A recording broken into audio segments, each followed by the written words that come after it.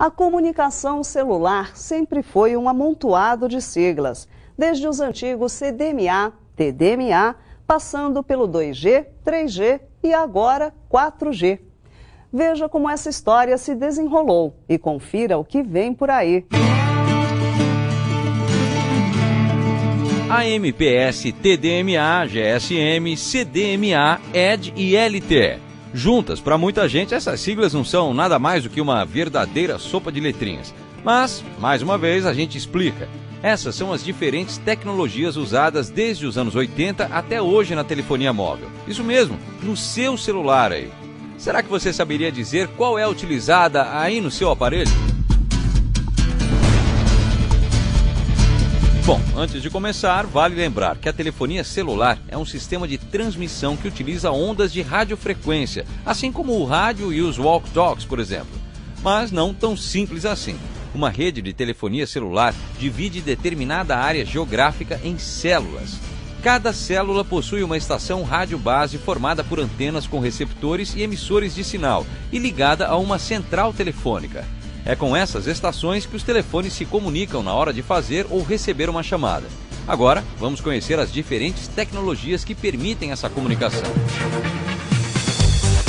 Começamos pela antiga e extinta rede 1G, sistema analógico que era designado pela sigla AMPS, Advanced Mobile Phone System, ou Sistema Avançado de Telefonia Móvel.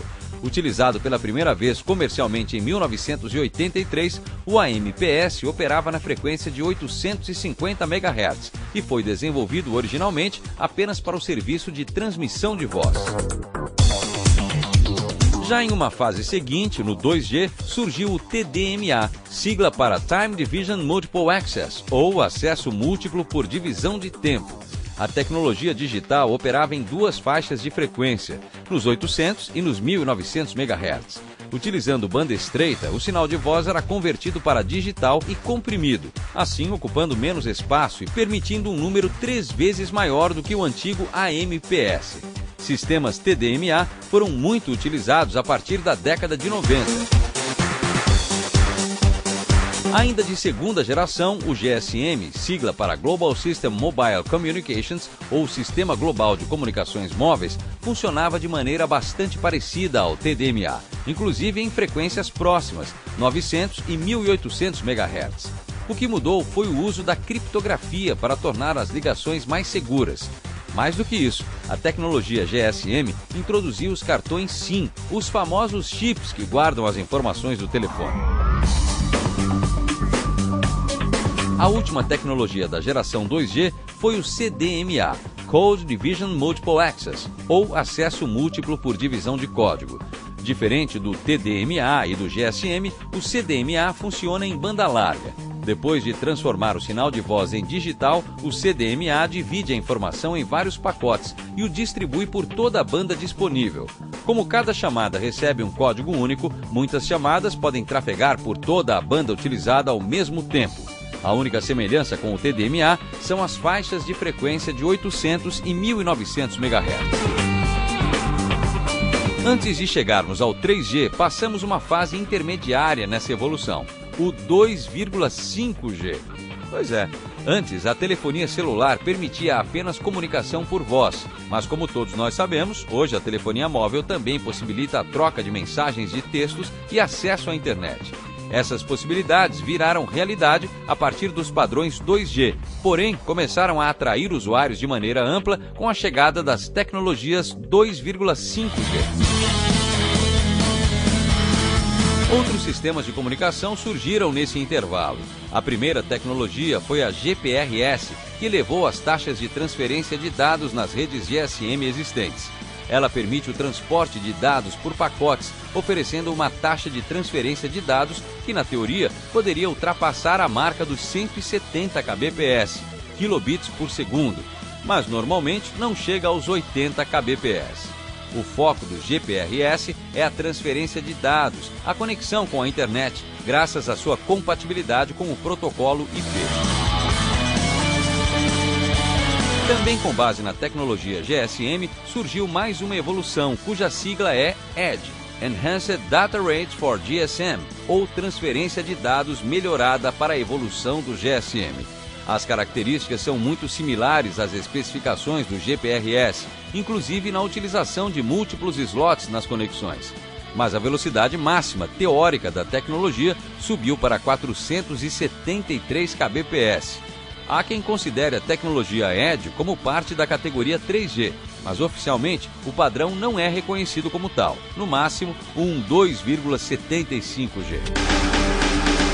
Então chegamos à terceira geração de tecnologias de telefonia móvel, o 3G. O acesso à internet a partir do celular se torna mais popular com os padrões 3G por causa de sua velocidade. A primeira é a WCDMA, um dos padrões escolhidos como tecnologia 3G. O WCDMA é um padrão para uso de radiofrequência baseado nos mesmos conceitos de comunicação do CDMA. Porém, a velocidade de conexão é bem superior, chegando a 2 megabits por segundo. O padrão WCDMA é mais uma evolução do GSM, e assim o primeiro adotado pelas operadoras por oferecer custo reduzido. Em seguida surgiu o HSPA, uma tecnologia de acesso que alcança teoricamente taxas de 7,2 megabits por segundo. É uma evolução dos padrões GPRS e EDGE. Outra vantagem foi a possibilidade de suportar uma quantidade muito maior de usuários. O HSPA evoluído foi chamado de HSPA Plus e, na teoria, trabalha com taxas de até 168 megabits por segundo. Além de taxas maiores de transferência de dados, o HSPA Plus também oferece menor tempo para o estabelecimento de chamadas, capacidade para uso de VoIP, melhor suporte a aplicações que exigem grandes quantidades de informações e, ainda assim, aproveitando toda a estrutura já existente do padrão HSPA. Recentemente, fomos oficialmente apresentados ao 4G. E você sabe qual foi a tecnologia de comunicação adotada? O LTE, Long Term Evolution, ou evolução de longo prazo. O LTE chama a atenção pelas velocidades, podendo chegar a taxas de 300 megabits por segundo. Outro fator importante é a frequência do canal. Quanto maior a frequência disponível, maior é a taxa de transferência de dados. Ainda que o LTE se apresente como um padrão muito avançado, já se fala em LTE Advanced. A expectativa é de que essa variação possa oferecer taxas de até 1 gigabit por segundo. O LTE pode funcionar com várias faixas de frequência. No Brasil, por exemplo, a tecnologia, quando estiver em funcionamento, deverá trabalhar com a faixa de 2,5 GHz. Bom, depois de tantas siglas, agora você certamente vai entender melhor o que as operadoras oferecem. Qualquer dúvida, deixe seus comentários, hein? Participe e faça parte, você também, da maior comunidade de tecnologia do Brasil.